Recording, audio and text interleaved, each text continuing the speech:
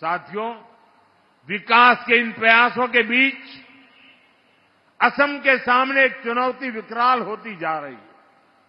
ये चुनौती है घुसपैठ की। जब यहां कांग्रेस की सरकार थी तो उसने घुसपैठियों को जमीनें दी, अवैध कब्जों को संरक्षण दिया। कांग्रेस ने वोट बैंक के लालच में असम के डेमोग्राफी का संतुलन बिगाड़ दिया। अब बीजेपी सरकार असम के लोगों के साथ मिलकर इस चुनौती का मुकाबला कर रही है। हम घुसपैठियों से आपकी जमीनों को मुक्त करा रहे हैं। जिनके पास जमीन नहीं है, जिन आदिवासी परिवारों को जरूरत है, उनको हमारी सरकार जमीन के पट्टे दे रही है। मैं मिशन वसुंधरा के लिए भी असम सरकार की प्रशंसा करूंगा। इसके तहत लाखों परिवारों को भूमि के पट्टे दिए जा चुके हैं। अहोम, कोच राजवंशी और गोरखा समुदाय के भूमि अधिकारों को कुछ जनजातीय क्षेत्रों में मान्यता दी गई है। उनको संरक्षित वर्गों की सूची में शामिल किया गया है।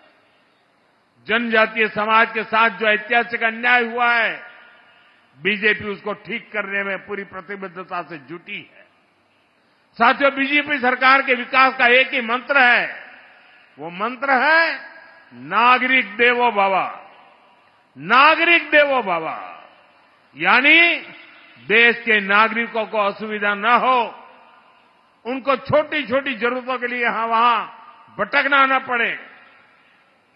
लंबे समय तक कांग्रेस के शासनकाल में गरीबों को तरसाया गया, ठुकराया गया, क्योंकि कांग्रेस का काम एक वर्ग के तुष्टीकरण से हो जाता था। उनको सत्ता मिल जाती थी। लेकिन बीजेपी तुष्टीकरण नहीं, संतुष्टीकरण पर जोर देती है। कोई भी गरीब, कोई भी इलाका पीछे न रहे, इस भाव से हम काम कर रहे हैं। आज असम में गरीबों के पक्के घर बनाने का काम भी तेजी से आगे बढ़ रहा है। अभी तक असम में 20 लाख से अधिक पक्के घर गरीबों को मिल चुके हैं। घर घर नल से जल पहुंचाने का काम भी असम में तेज गति से चल रहा है।